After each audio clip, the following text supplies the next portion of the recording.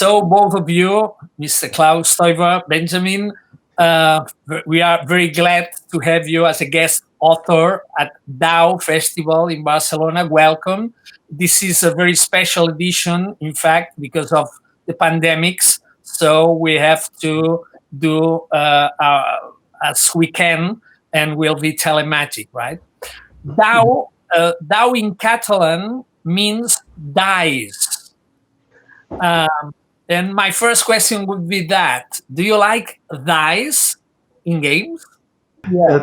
I like die in the game because I think it's a sort of coincidence which makes a game or it gives a game more life. Yeah, because in real life you don't know what will happen tomorrow, and you cannot plan all the things. And so in a game with a die, you have to think about each new situation, and that makes it so so interesting. Benny? I'm not surprised about the answer at all. It's the same here. We both say we like a little bit of luck in a game. So the winner can say, I won because I'm a strategic mastermind, and then the loser can say, no, it's all been bad luck. You won because of the dice. But then having dice is great because like if you think of Catan or other games, the dice determines which resources you get, and then you still have to think about what you do with the resources. So you still have to show that you have skills and can think about it. And the decisions you take, maybe a little bit luck was there at the beginning, but then later it depends on what you do with it. So it's something we like. Okay, but I think it should not be too strong, the part of the die, and you should have a little bit control over it. Yes, and it should not be like a roulette. Yeah. But speaking about Catan, number 7 is very important in dice in Catan because it means the appearance of the robber. But number 7 is the most frequent appearance in it because you have once of 6 times you will add 7.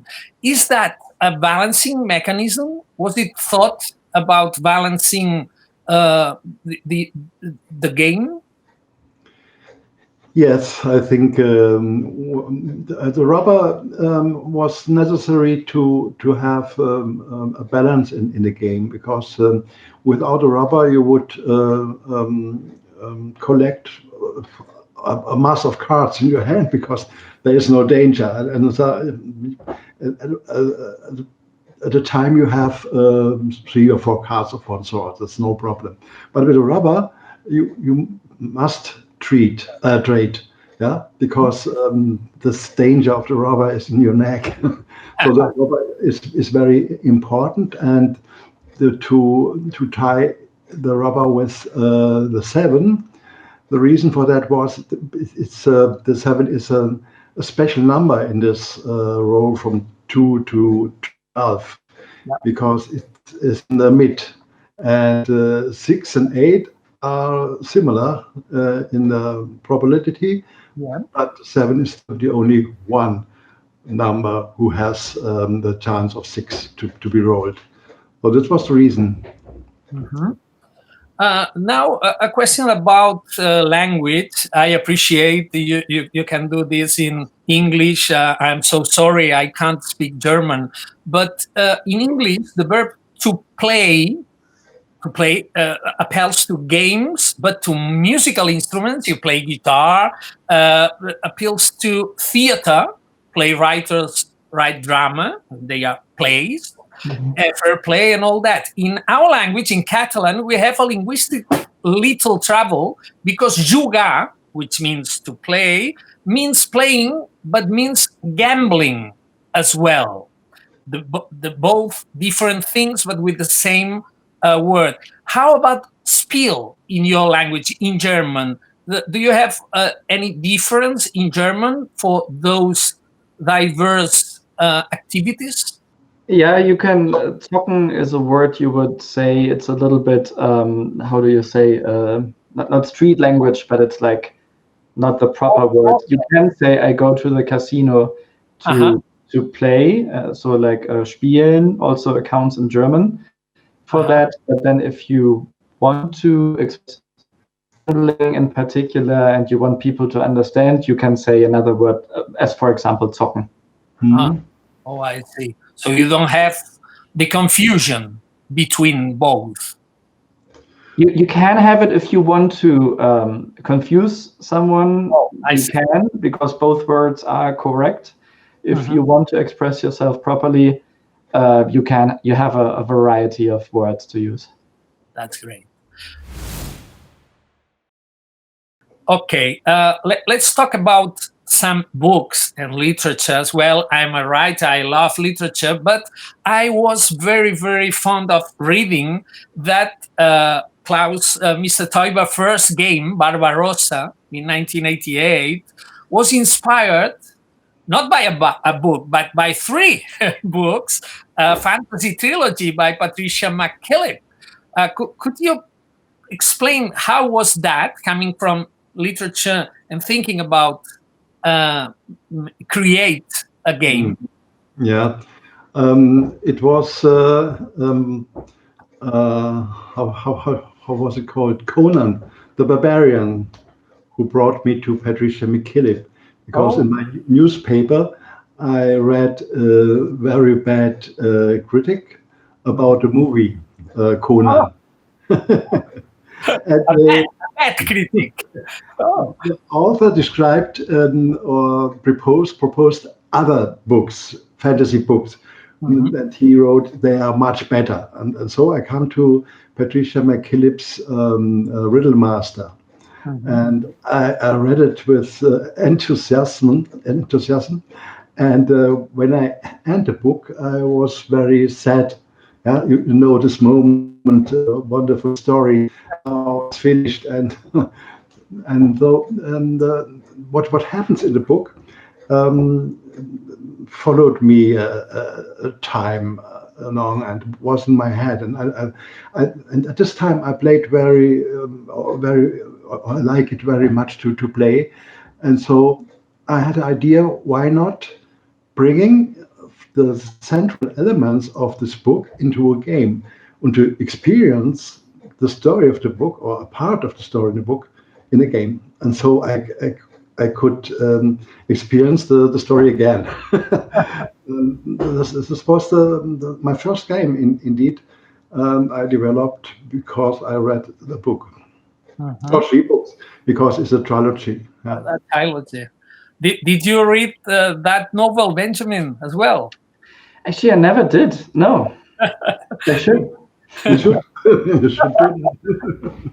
And have you ever met Mrs. Patricia, or no? Does she know that she inspired you? I don't know. Perhaps he likes to play, and an article about Catan, maybe. Maybe you have, because I read about you said I have been just searching her. So and she's 72 now, but she's American, but she grew up in Oregon, Great Britain, and Germany as well. So maybe she can read or speak German as well. Okay. In fact, because I don't know, I have read about Barbarossa, about mold clay sculptures, but which was the element coming from fiction, from fantasy novel that you took into the game? These sculptures or figures? No, it's in the book we have wizards, and they have fights with the opponent wizards, and they fight with riddles. Yeah, you have to solve my riddle, and I'm yours, and who's the better one? Yeah, and this was the element in the middle of this book, and this is then was in the Riddle Master. I called the game in the beginning Riddle Master, not Barbarossa. That's it. Well, it was, in fact, you were working as a dentist at the time, so it was your first game, but it was a hit. It won the Spiel des Jahres award for the first time. I think you have 4 Spiels, if I'm not, you 4 times afterwards with other. But how long did it take for you to build your first game? Yeah, it's when I started to develop games, it was I hadn't in my mind to become a game inventor or something like that. It was only fun to bring the story of the book into a game.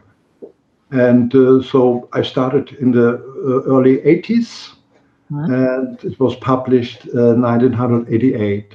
Wow. Between that, I only played it and played it with friends and with my family, and I only have the fun to do that. Yeah, it was a special kind of my own world to develop games, which helps me to stay successful in my profession.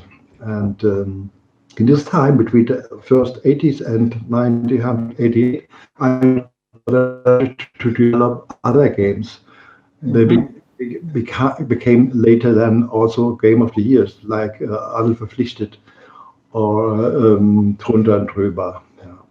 But also, you can say, took 6 years without forcing it to bring it to companies, because I didn't know that games has authors, because in this time there was no name on the box. Yeah. Do you remember that, Benjamin? I mean, as a family member, that your father was playing with some prototypes or something? Absolutely. So that is one of the super nice things, being the kid of a board game developer, that he will come to you sometimes to ask you if you want to play something. So for Barbarossa, unfortunately, I was a bit young. I think I was 4 in 1988. So I saw them, playing around with DAU, and I was like, I want to join, and they were like, you're too young. And maybe that's the reason why Klaus started inventing kids games at some point. I don't know. But I could easily start playing together with them. That's nice. Are games, in a sense, parallel worlds for gamers? I mean, when you create a game, when you have got a prototype there, are you imagining that you are in a parallel world? What do you mean with parallel world? I know the words, but like fiction. I mean, when I start to write a novel and I imagine my characters, I live with them, and they are not real. They are only my imagination. So, in a sense, I create a parallel world, a parallel reality, other reality or alternative. I mean, and I am afraid maybe a creative activity like building a game, creating a game is similar to that. Do you live it like that? Yes, I think it's similar if you write a novel or if you develop a game, when the game has a story. Yeah, there are also abstract games, but when you develop a game on the ground of a story, then you also have a parallel world in that you live a time, yeah. And like Catan is a world where you live. You build an island, and you have. Sometimes I have the feeling that you are a game developer is also ben je regisseur. Like a director? Yeah, and you wrote Drehbuch, is the word. Like a script? the script, yeah, for theater or for a movie, and then come the people on the table, and they fill that script, yeah. And each game will be different to another game because there are other people, and so I made the experience that Barbarossa in some groups was very, very fine, and they like it and love it, and in other one, boring faces. Yeah, this could be very, very different. Yes, and also perhaps on a novel. Yeah, when you write a novel, people perhaps understand what you want to say and love it, and other people, yeah. That's it. When you talk about scripts or theater, it's like gamers are the characters, in fact, that play or react what you have thought before for the game.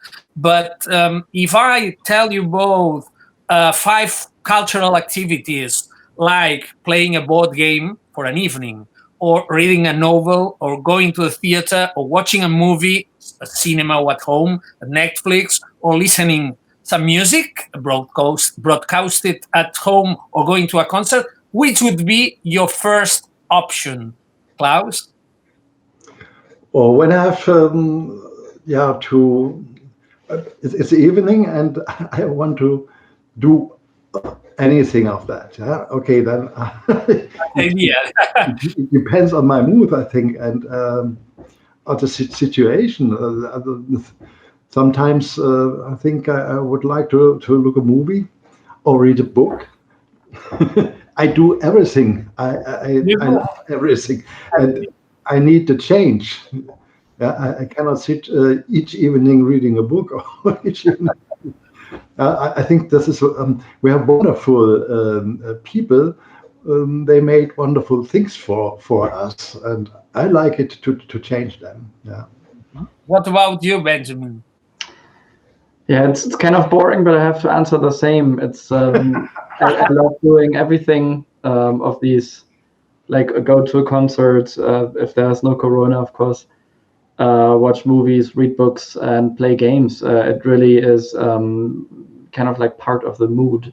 But what I often experience that when you start doing it and then you really get into it. So I was just playing with my wife and her family this weekend, and we started to play Crazy Words, and we really got into it and played like 1.5 hours nonstop. And all really enjoyed it, even though nobody knew the game and nobody felt really like, oh, should we really play or shouldn't we rather talk? But then once you start it and you have a nice round, it's a wonderful activity to do. In fact, my question was a tricky one, because I pretended just to put at the same level to play and cinema, theater, literature, and playing board games. Of course, it's a cultural activity and people live like that. But maybe in Germany, this is quite clear. I don't know, maybe for your cultural environment, playing and board games are perceived as a cultural activity. Maybe in other places, maybe in other countries, it's not exactly like this. When in Germany start the authors to sign their games? I mean, when was that a first game was signed by an author, which is a cultural mark? Is it very long ago?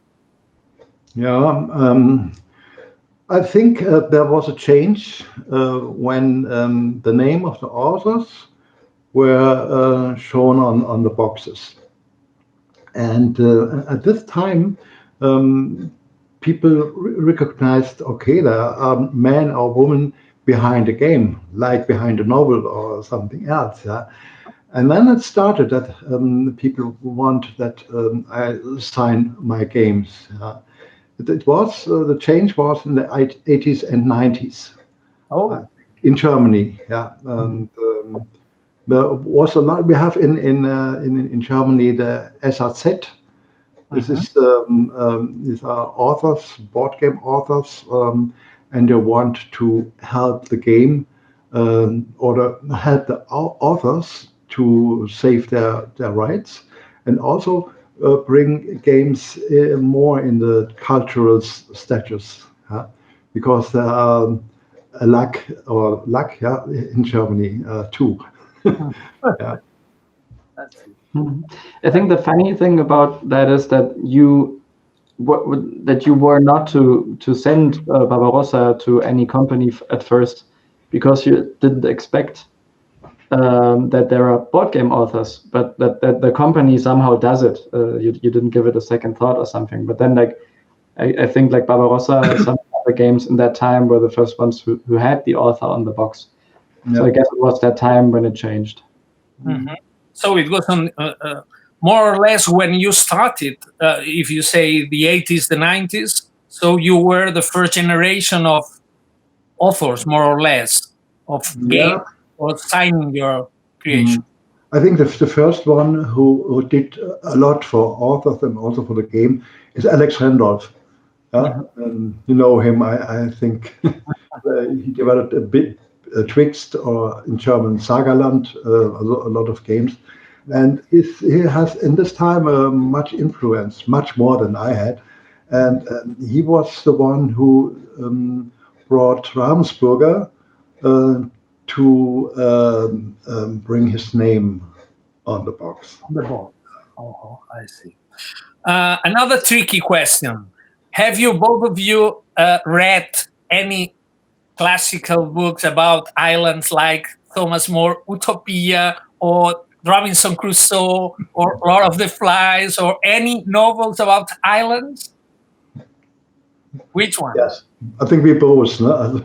Yeah. I like these stories about islands to discover, and that's wonderful stories. This is also a movie. Benny, what was the name? TV show series with the island, the plane. Like Lost. Lost. Yeah. Islands are very inspiring. But I have read, I didn't know that, but it's translated into Spanish even, that a German historical fiction author called Rebecca Gablet has, I don't know if I pronounce her name well, has written a novel based on settlers of Catan. How did you feel about that?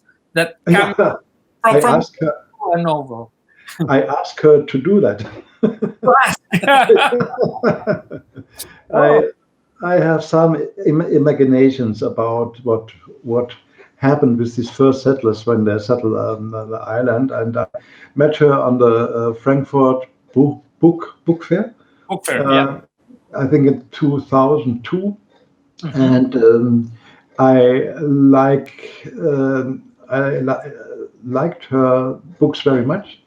I read, and so I asked her on the fair. I met her and asked her, "Would you like to write a book about my first scribbles I made about what happens to Vikings, and they have to flee from their land and so on?" And so she did, yeah. And then after that novel, there are more games like Candamere or Ellison. Do they come from the novel?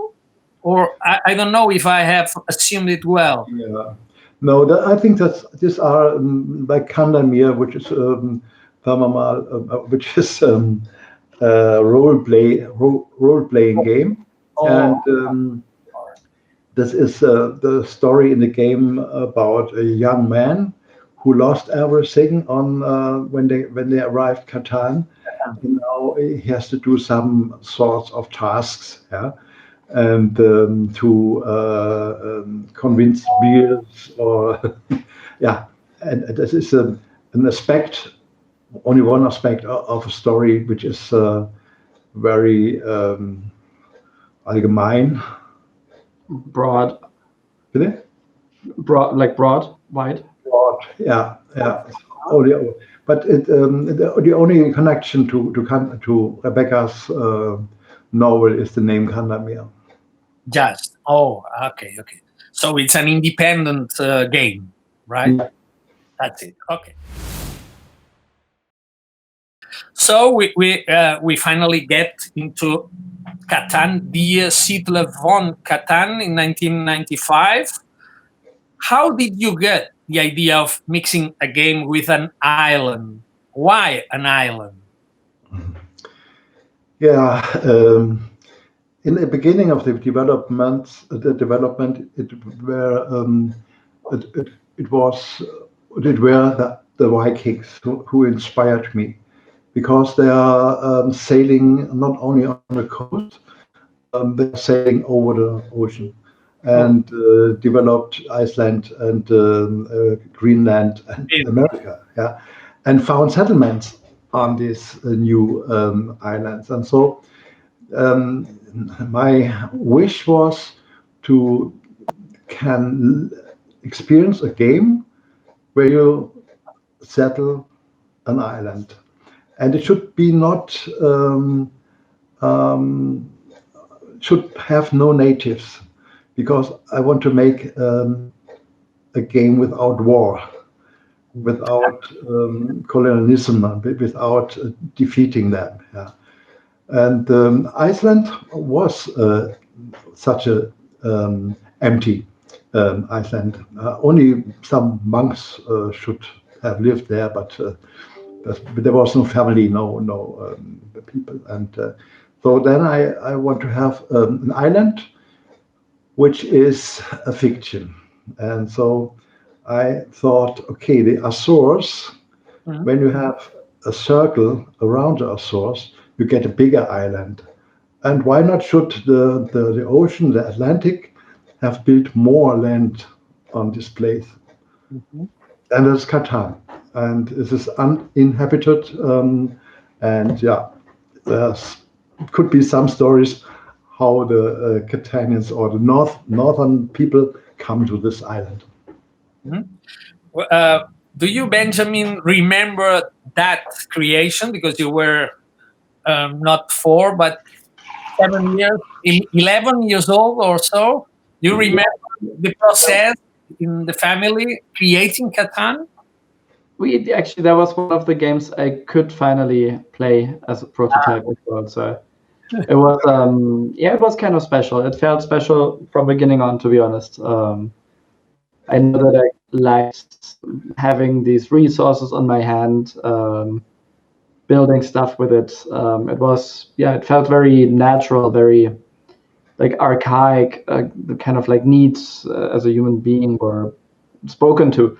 So even if I was young, I really liked playing it. I remember it well. What about the name for us Catalan people? Catan, and Catalan is very, very close, so we love it, and it's very easy to pronounce. But I have read you got a list of some invented other names. Did you remember any of the discarded nouns?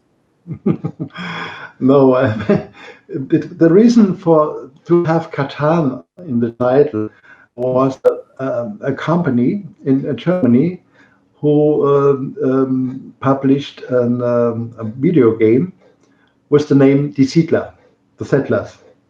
The Settlers. Oh. That happened in the time when we wanted to publish Catan. And in the first step, the name of the game was Die Siedler, only Die Siedler. That was the same name like the video game. And I thought, okay, that could evaluate problems later. And indeed, there were problems. So that they said, okay, when we made our first video Catan game, they forbid us to use the word settlers. Oh, my God. Yeah. So our first Catan game, video Catan game, had the title Catan, only Catan. Like today, yeah. And before that, because I had problems with settlers for both games, and I made a list with a lot of names. Not a lot, but 7 or 8. Settlers, Siedler on Catan, Siedler, Ebora. I don't know. I forget his names because this. Yeah, I didn't know that Catan would have such a success later. Yeah, though it was only a list of development.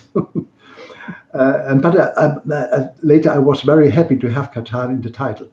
Then today we have the games called only Catan. It makes no difference. It's a video game or an analog game, and so we had one name and no problems, property problems with this company.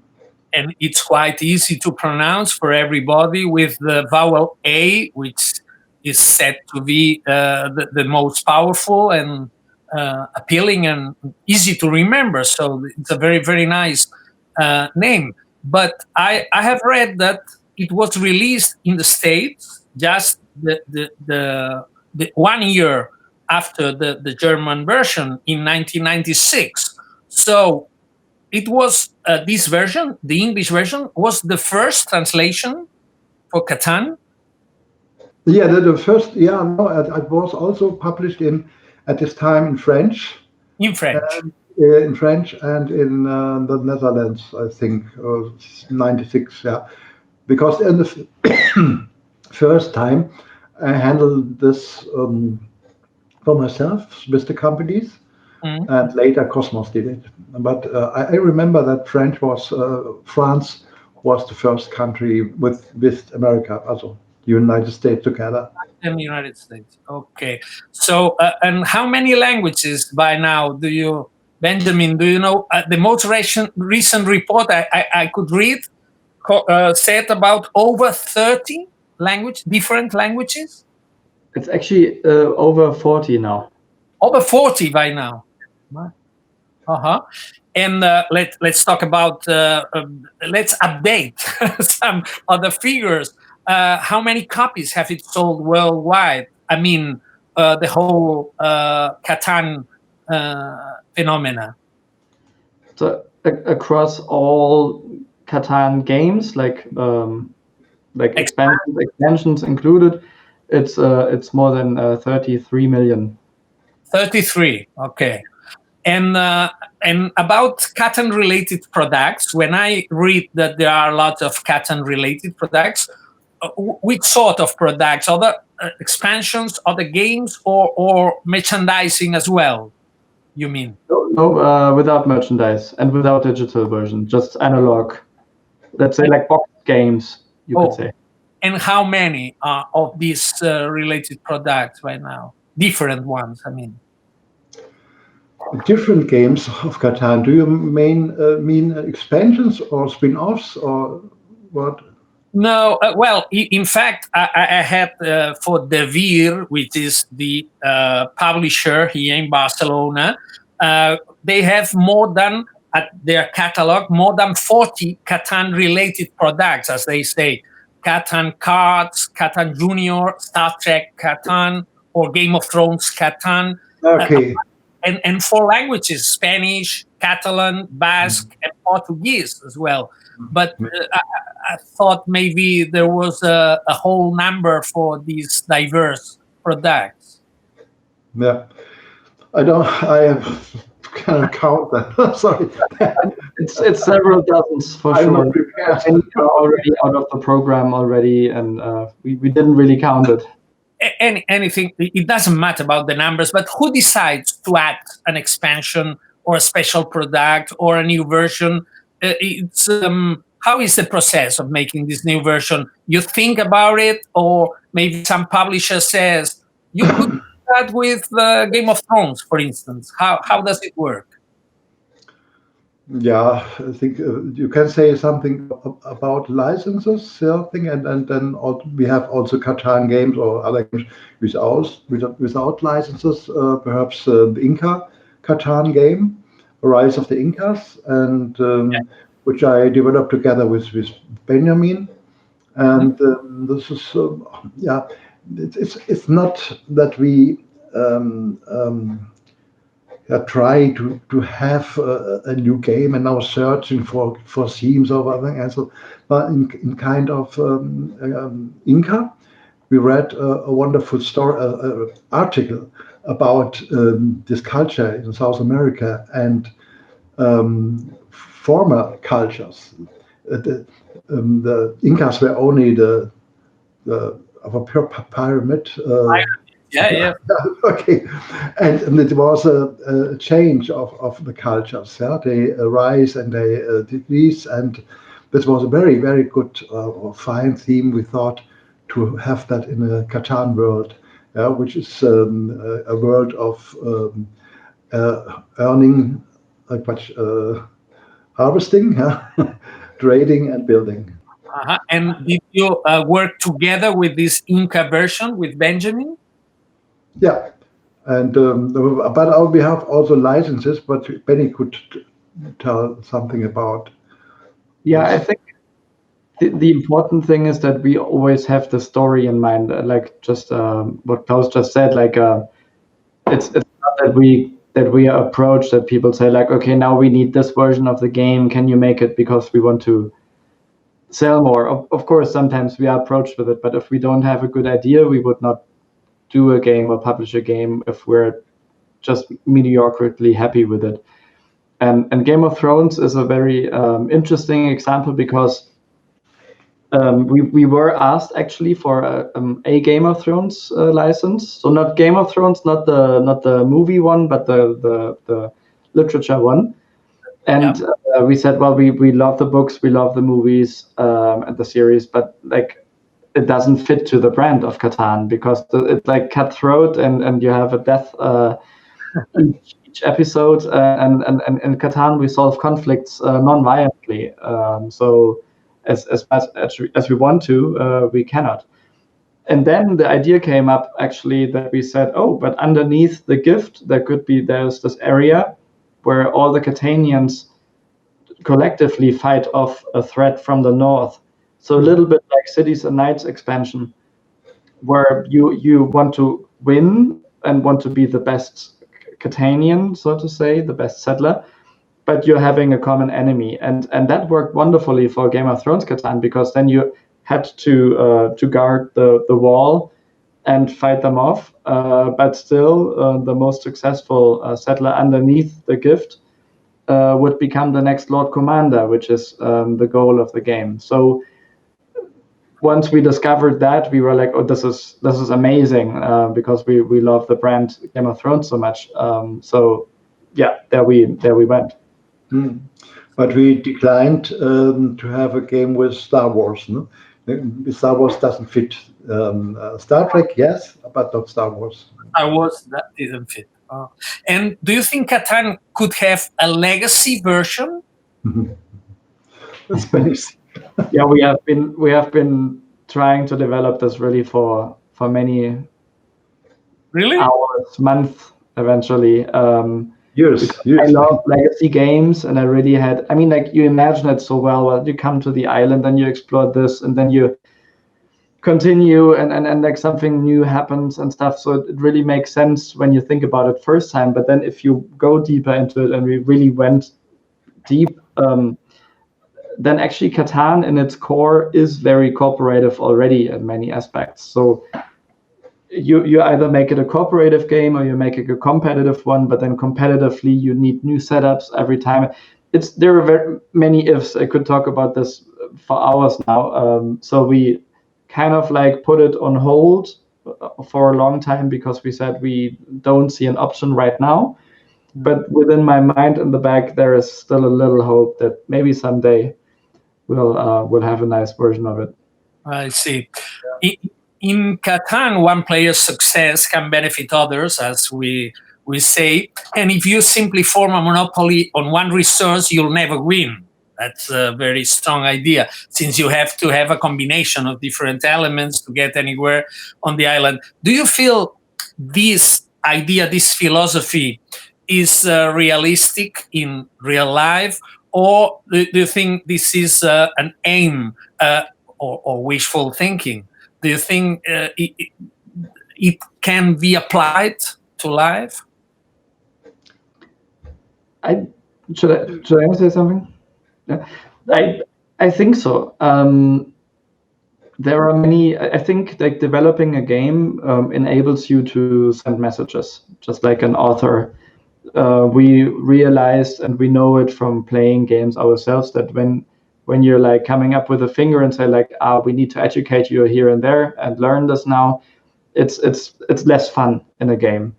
So a good game, in our opinion, transports this moral, this knowledge, very subtle. And in Catan, one of them, in the background. Yeah, very subtle in the background. Yeah. Right. So in Catan, you kind of like have the trade and the cooperation as one element where we say you do benefit much more and much more long term if you have this cooperation with other players. So we had people who trade less, and then they just don't win as often, and they learn it through the game, and they're like, I need to open up a little bit. I need to trade cleverly. Also, like the social aspects of the game is very important. Of like complaining a little bit here and there, and being like, oh, now why don't you trade with me? Why do you trade with him? He's leading. So all these aspects are really important. So I would say it's a clear yes. Trading and behaving cooperatively really helps you in Catan, and it can be applied to life. So it is in our times. Yeah. It's the contrary. So that was Trump does. Yeah. So I think in Catan you see the winners are the people who cooperate and not to cut connections. Mm-hmm. I have read that some of the great fans of Catan are people, very eminent enterprises like Mark Zuckerberg or Reid Hoffman, co-founder of LinkedIn, all this generation of people. But would you recommend to play it more to some politicians, or to which ones?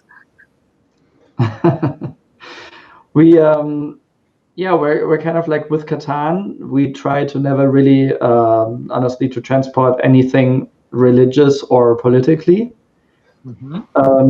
So we're avoiding this in order to reach many people, and the reason is that we can reach more people through it. So we transport the message, and if the message is yes, trading benefits everyone and you create win-win situations, and if your question is that, then yes, I think in current days we see people getting more extreme, less cooperative, and we're like sad to actually experience that. So it's actually something that I would recommend to some politicians, to open up a little bit and learn that on the long term, not on the short, like maybe sometimes on the short term you do benefit more, of course. If you just take what you want, have it, then you have it. But the long term is what's important, and we strongly believe that these values are important. So yes, I would love to see, of course, that they like Reid Hoffman, as you mentioned, he seems to play Catan with the leading choices of people he hires for the company, because he knows all of them are good in what they do and have experience in what they do. But then the last little thing is like seeing them playing, and that is something you learn more about the person in a good board game in an hour than maybe if you know them for a longer time. Yeah, but we had some Catan games which are connected to an environment, or a better environment. Oil springs perhaps, and where you show that you have you're in a field of interest for oil, but also of interest to save nature. Oh, I see. So the balance, and the other one is not crop trust. What was the Crop trust? Yeah. Crop trust, yeah. where you can save the seats, yeah, for the people in the Spitzberg, and on the board you try to save these seats, but you try also to win, and this is also a balance between those. Yeah. I would like to ask you, what does a regular player requires to win at Catan? Strategy, imagination, inventiveness? What do you think is the main quality to be successful in a Catan game? I think the social part is the most important. Yeah. Okay, you know the rules, you know some tactics, you know some strategy, but when you bring your person into the game and you are lively and you trade and you have some comments about other gamers, so said, okay, he's leading and I got no resources all the time. Yeah, place the robber to him, not to me. Such things. Yeah, and they are very important to lead the game, yeah, and to decrease the luck factor of the dice. The luck factor, okay. Yeah. Let's talk about your family, as we have you both here, because when you left Klaus, your dental lab in 1998, I have read that you decided to left it because you felt like Catan would fit your family finally, so you could concentrate on making games. How did you collaborate from then on? I mean, it's nice to play with a family, but when you are playing and working, you have to have your own roles, maybe. How is a normal way of collaborating since that 200 or 1999 on? Yeah, I don't. I find it was a great luck for me that first my son Guido had interest to accompany me in the company. I remember when I was walking with him in the fields, and we talk about Catan, and then I said in 2002, I think, or 2001, okay, I need someone to help me. I'm alone; it's too much work, and the company's asking me for a contract, and I will have one. I need one, yeah. And then Guido said, okay, why not me? It was a wonderful moment, and it was a wonderful moment too when I think 10 years later, Benny, after his studies, also had interest to come into the company. Yeah, you can tell about that better, Benny. How did you what did you study, Benjamin? I studied psychology on a bachelor, and then European business master in London and Berlin, and actually had some work experiences that stories would fill hours, because there were some rare ones and really interesting and funny ones. But yeah, after having worked in other companies for a while, I realized that rather than working in a consultancy or selling something that I don't really believe in, I really wanted to do something with a purpose. And Catan is a purpose for me because the values are so good and important. And then working with a family, of course, you think about it maybe one time more than in another company, because of course you're close, but we already did get along very well, so I wasn't doubting this.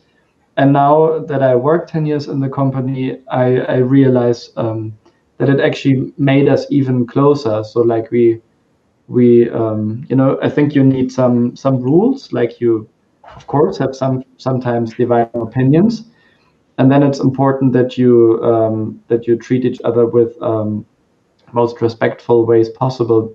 And if you do that, then working together is wonderful, not just in the family, I guess like everywhere, of course. But for us, it's really, like a huge lucky thing, and I still enjoy very much working that way. Yes. I assume Guido is in the States for the English-speaking part of the game, and you are here at Europe for the other, the non-English language, or how do you divide these roles? Actually, so I live in Frankfurt. In my first year, I told Klaus and Guido, hey, if I start working in the company, is it possible to be what actually nowadays is called a digital nomad? So I lived in Barcelona for a year and really loved the city. Like, and I told myself I'll do it at least for a year, and then I really liked it. It was a bit close for me to get in touch, really, because so many people come and then you make friendships and then they leave. So after a year, I was one of those who also left. But now I'm in Frankfurt, and I talk to Klaus every day, and I talk to Guido every night because we have 9 hours time difference. So you could actually say the Catan GmbH never sleeps. There's always one you can reach, which is a nice thing if you think about it. So actually the roles aren't absolutely strict and clear. It's we also have like a COO who is also a very good project manager, and we all kind of do everything. So we always keep saying reach one of us, and we'll kind of like ask between us who will do it mostly. But if you want to say it very generally, then Klaus is 100% developing, Guido is 100% project management, and I am currently, I think, 80 project management and 20 development, even though I would love to carve out some more time for development in the mid to long term. And I think your wife, Claudia, is testing new games again with all the time. Is it so? Yes.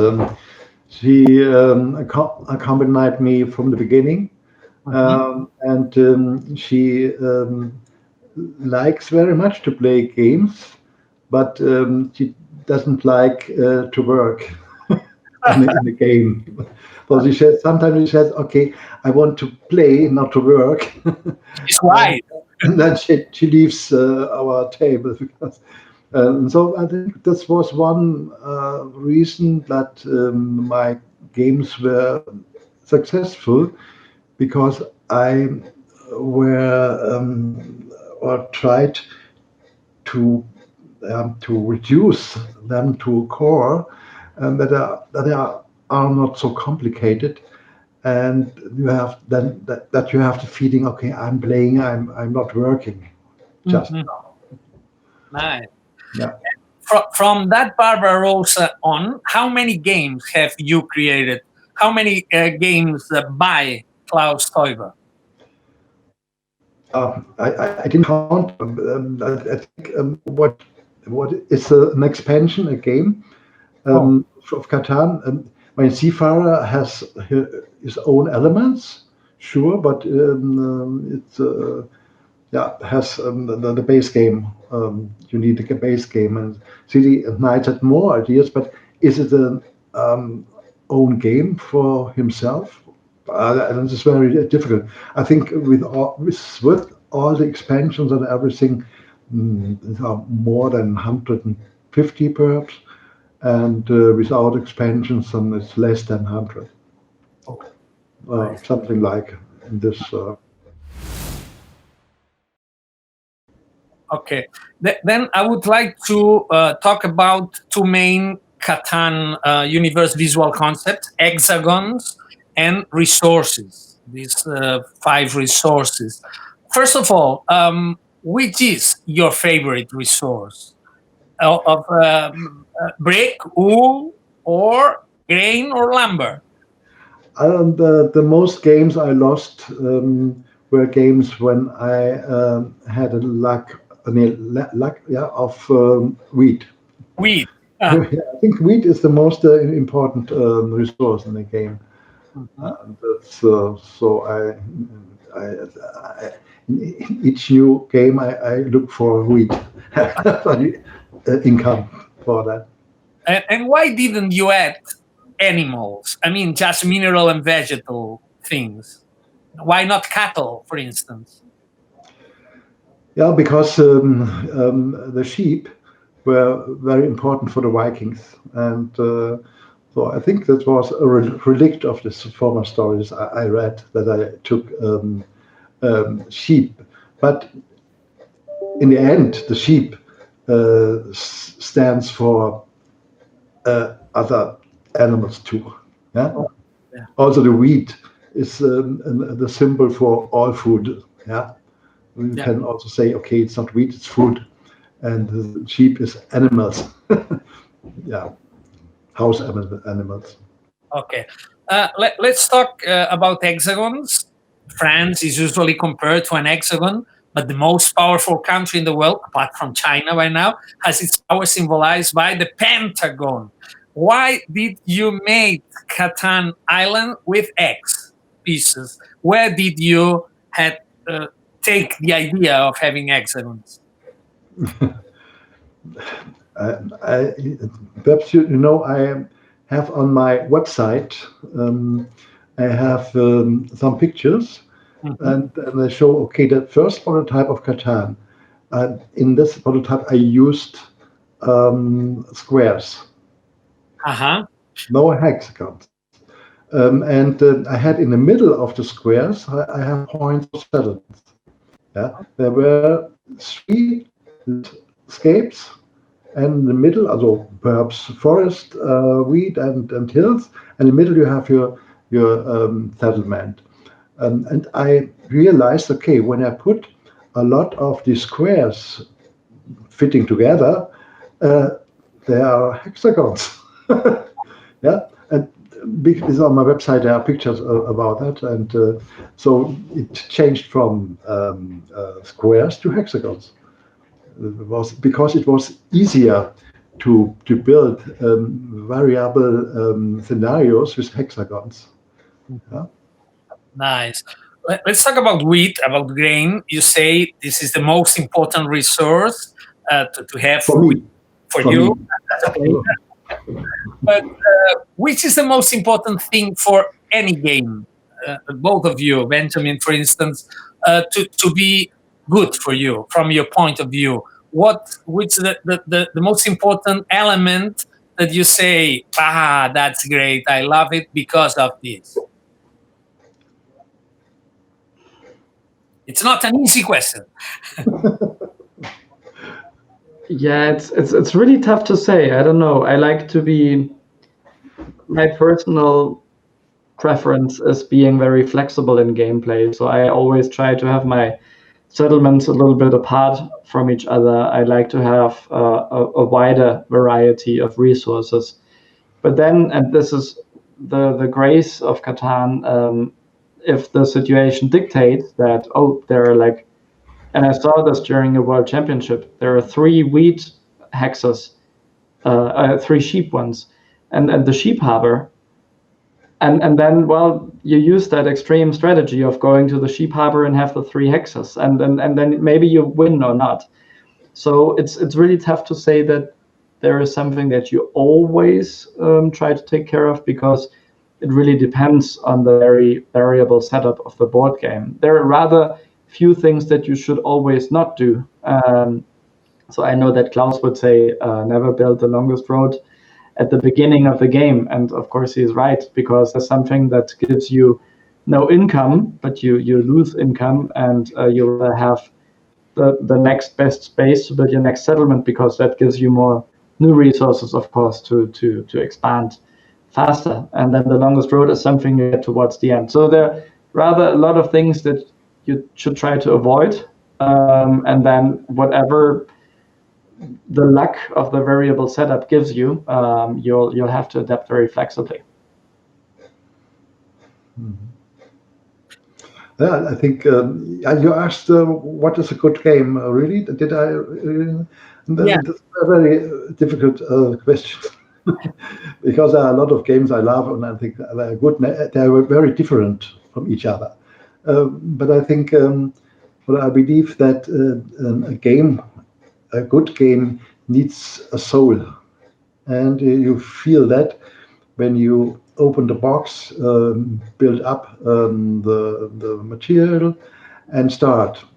And then you see when it is a good game, you feel that there is a ghost coming out of the box, and this ghost brings everybody in the center of the game, and then the game, I think it's good when it have a soul.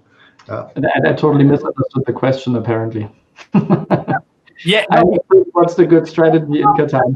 And I was trying to ask for a more general question about elements in a game, any game, but that's okay. Well, you have two opinions, two different sides. That's very good. Let's go by this way. If you had to vote for a top 5 or top 3 sort of Ludo canon of your essential games, which ones would you vote for apart from Catan? I mean, other games by other authors that you have played more, or you consider they are they have their own goals, their own essentiality. Okay. When I started to play games when I was older, 25, something 20, 25, then the games which brought me to gaming were Risk. Risk were Acquire from Sid Saxon, Formula One from Wolfgang Kramer, and the second was, the fourth was McMulty. Yeah. And these games I played very, very often with friends and with my wife, and I think that was a time where I played the most games in my life. We are talking about the 70s or the 80s? I'm talking about 70s, 80s. Yeah. And what about you, Benjamin? Talking about this century more recently, which are your favorite? It's really it's tough to say. People ask us this question again and again, and each year I actually really say that I love a new game currently. I think some fallback options are obviously always Risk. I'm playing the Legacy Risk with my friends for years now because we rarely meet. But then my wife and I really started playing Decrypto with friends now, and really both like the game, but then not everybody likes it. So we try to push Decrypto to everybody who wants to play with it or who doesn't and has to learn it with us. I generally really like the games that the jury Spiel des Jahres in Germany votes for. I think they often have a good pick in presenting something new. And very generally spoken, it's tough for me to make a top 3 or top 5, but generally spoken, when I play privately, by now I very often play on the lighter side because in my circle of friends, not many play a lot, which is good, I guess. It's not all about gaming all day. But then sometimes when we go for a weekend of gaming or something, I also love the Civilization. That my longest game took like 14 hours. It's so like you really go deep. So yeah, all sorts of games. That's good. Let's pass to Brick, a resource to build, the most constructive resource of Catan.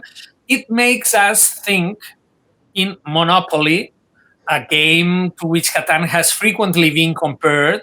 being a modern version or an evolution. As you know, the Washington Post hailed Catan as the monopoly of our times. Other places like Wire called the monopoly killer, which is nobody kills no one. Lots of games there. But what's your opinion about Monopoly? Have you played much, Klaus?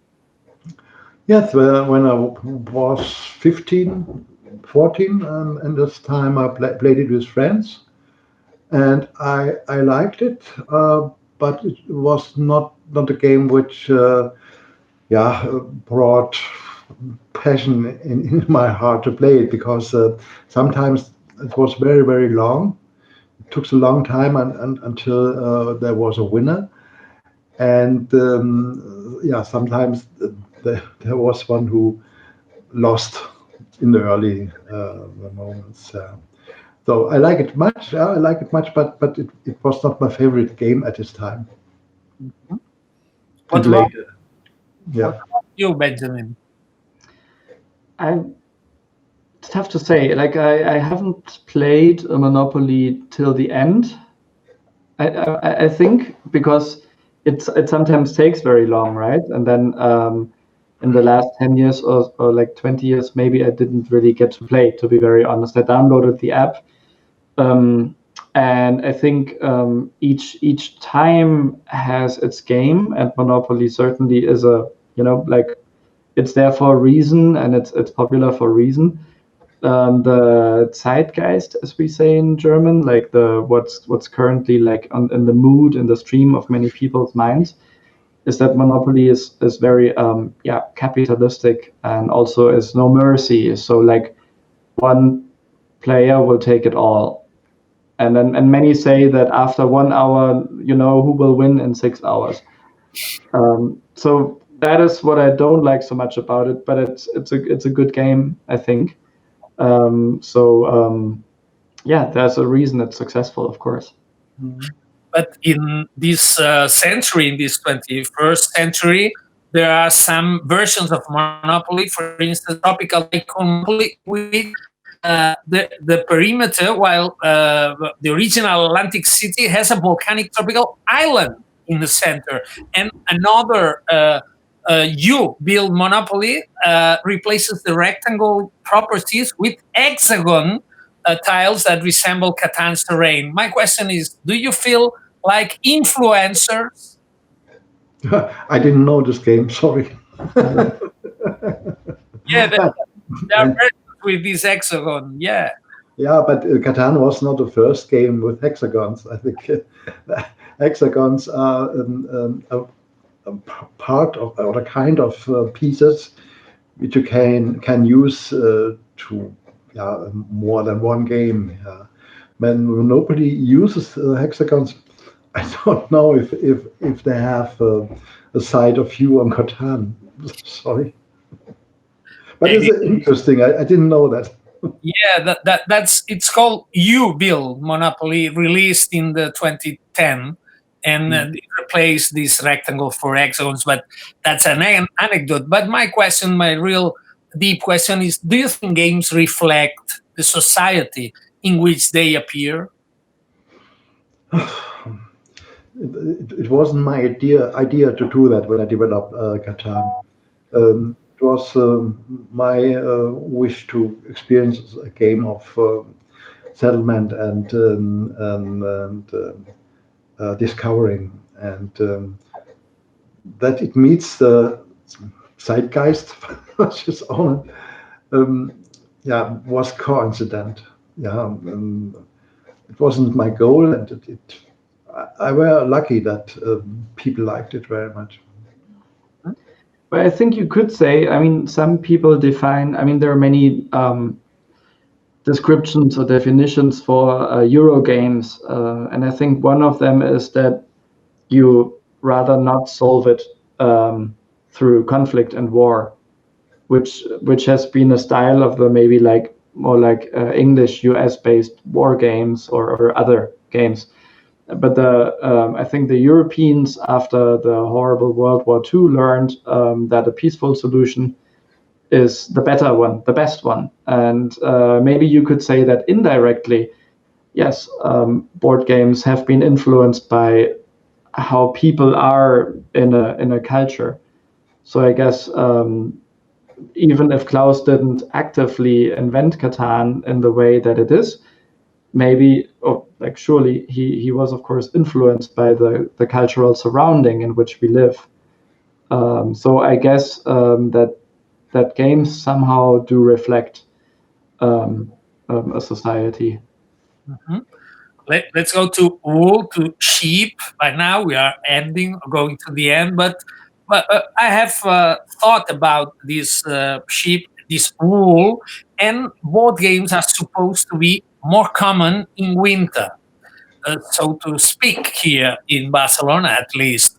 Or it's said sometimes that in northern societies people plays more plays more board games because the weather is bad, so they have to stay at home and they play with their friends and all that. Do you really think bad weather is a good ally, a good fellow for board games? I think yes. Also, Corona was the reason that people played together more than before, and bad weather is a reason too. Yeah, okay, but also played a lot of games in the summer, sitting in the evening with a glass of wine outside on the terrace and playing games. It's wonderful. I think you need not bad weather to play. But you called about Corona times, and real people has been more confined and at home playing more.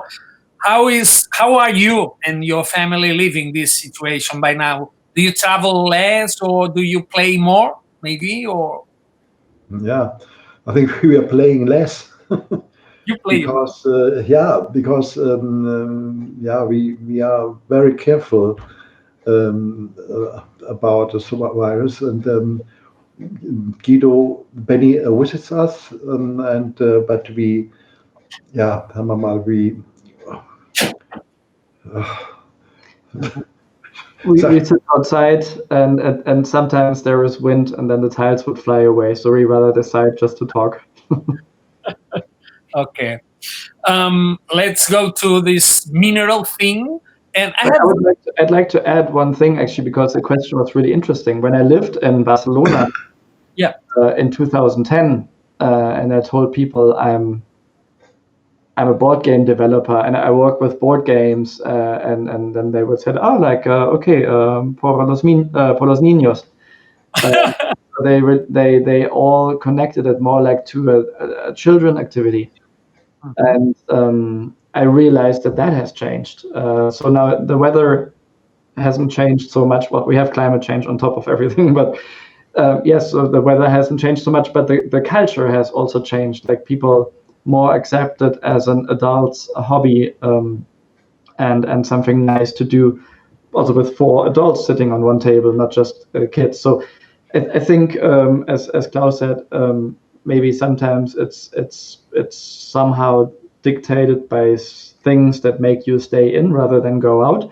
But then on top, of course, the culture must be set for board games. And we have seen it with Catan and many cultures and across nations, and very different ones, from South Korea, Japan, to Australia, to all the Spanish market, to, of course, like European markets, that once a culture starts and more people start playing, it becomes something which is woven into the cultural fabric. Of course, that question about weather was about our prejudices. That now we are. I think it's a change of perception about games like a cultural matter. So this DAU festival is a festival which is the same than theater, music, or literature festival, and we start to talk about with authors. Game authors, which is a new thing, a very new thing in our environment. It's not like in Germany. But of course, we had the prejudice of, well, it's sunny, so we go outside and we'll play at winter when it rains, right?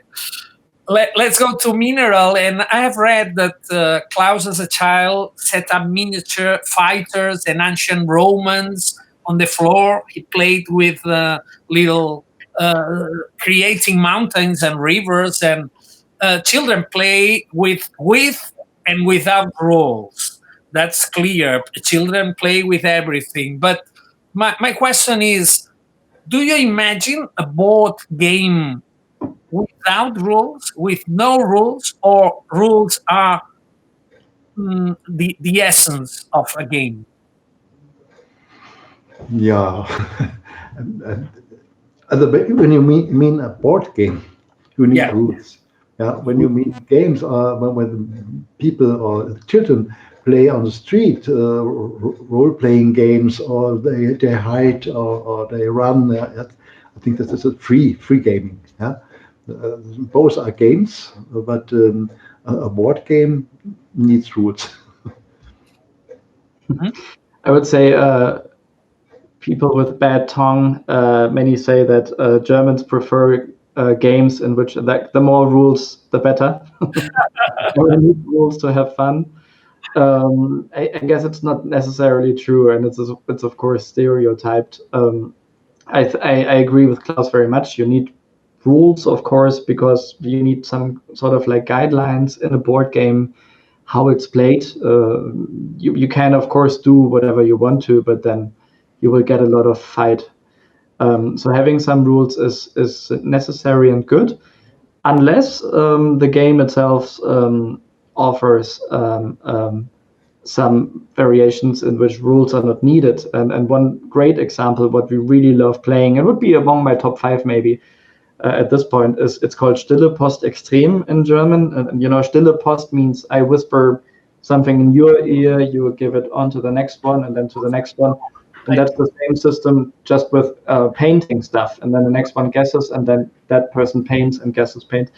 And it's just fun. And I've never played it with points or something. Like, there's never a winner, but everybody has just great fun of how ridiculous things are painted and guessed.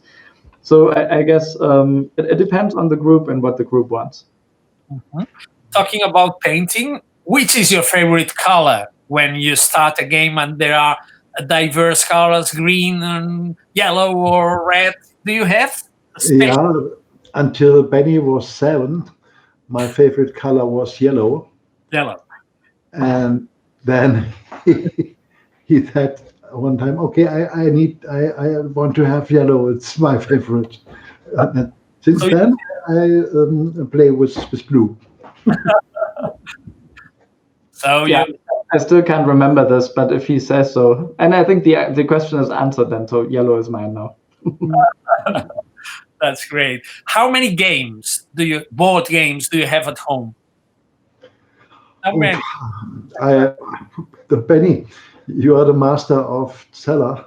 That was one of my first job titles. Yeah.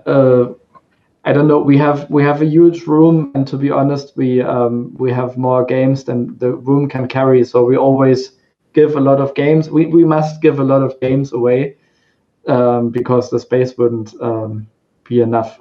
At home, my wife said, okay, the IKEA shelf, and I have 8 of those spaces, of these rectangular ones, that I may fill with board games. And the rest is in the basement or somewhere. So like it's tough to count. I never really counted, to be honest. Yeah.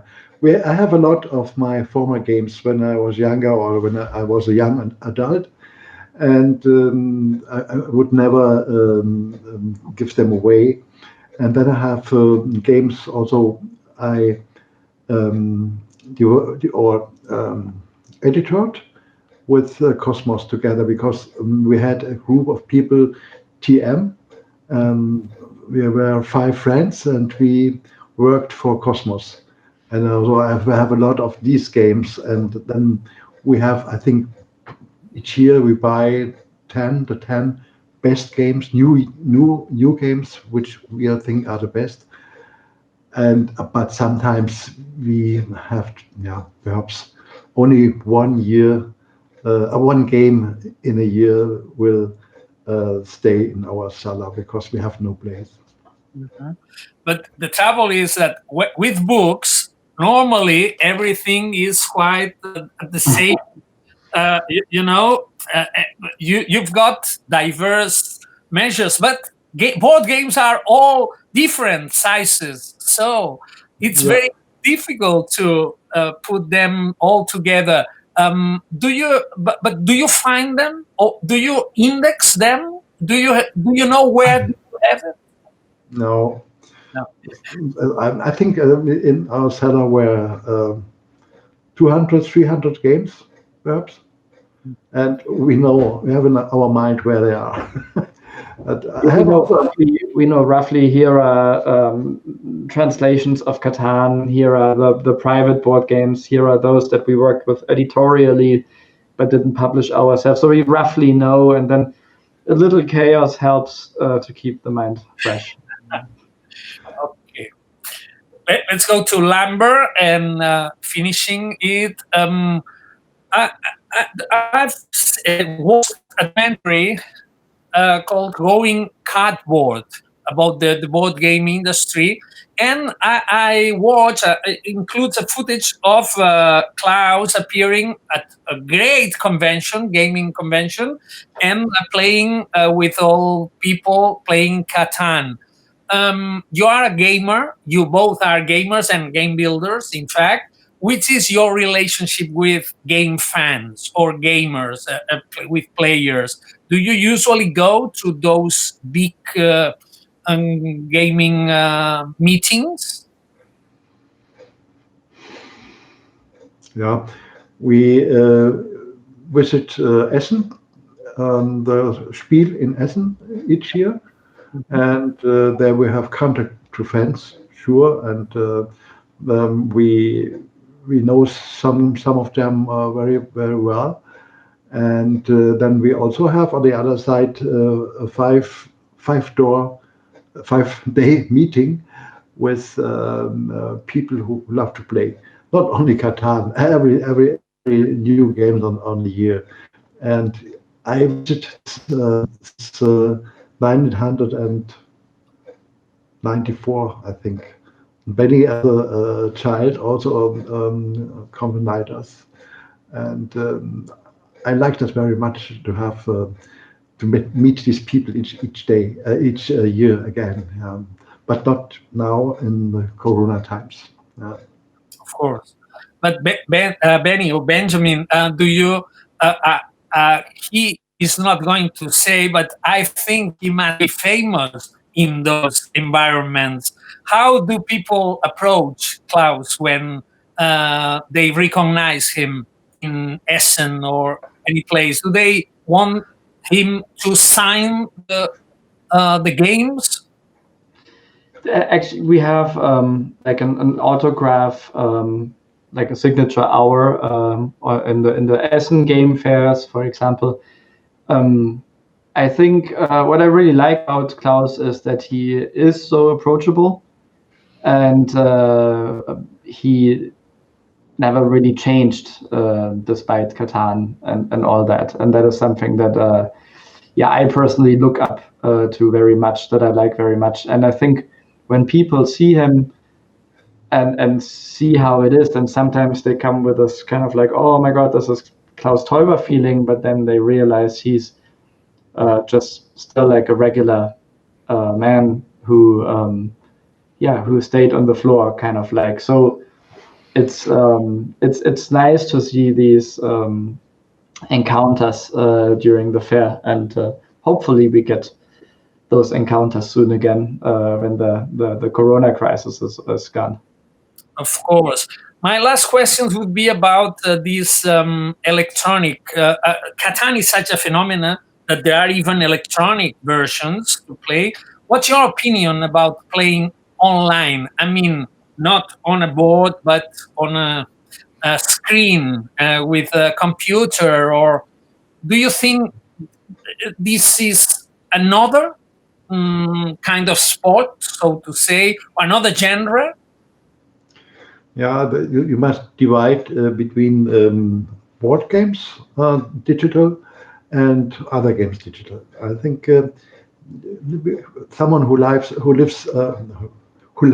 games or loves board games has not a time to meet with other people.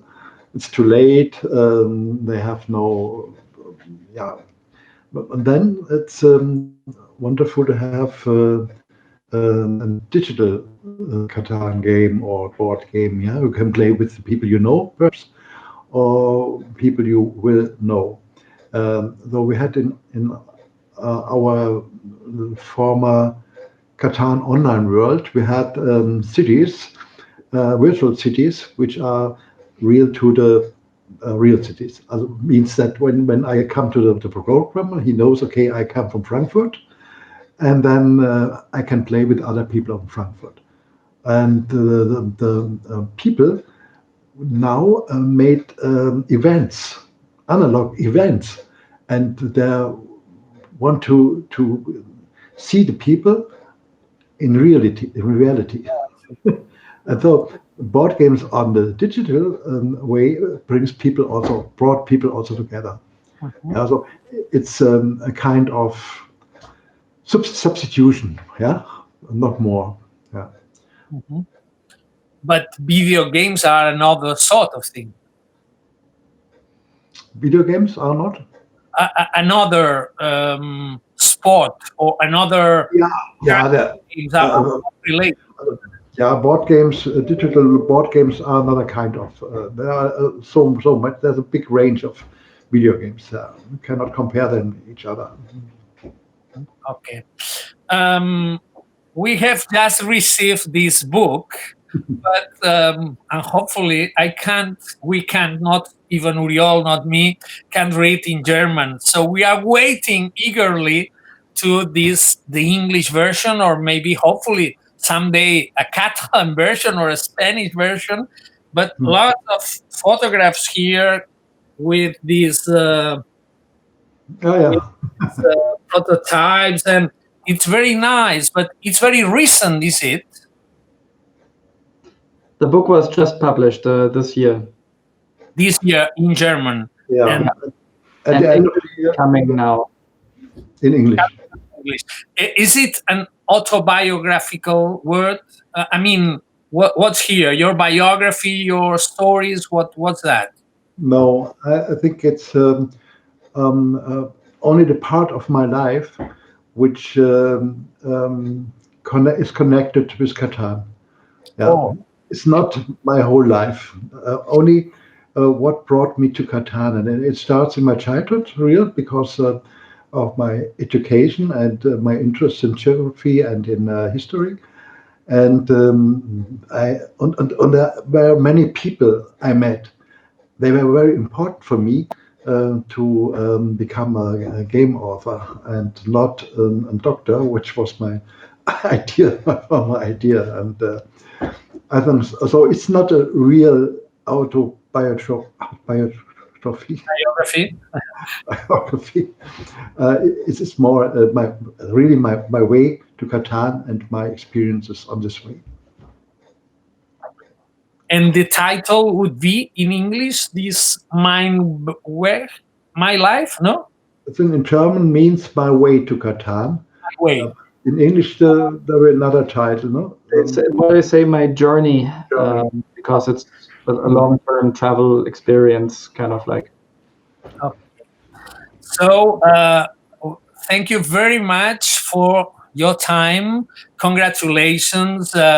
We hopefully meet someday here in Barcelona. As Benjamin knows, it's a very sunny city and very amiable city. We would like very much to find that DAU festival someday, but this year, this special and strange year, we'll make this festival thank you to technology. So I am very glad to have the opportunity to talk with both of you, and as a guest author at DAU's festival, I congratulate.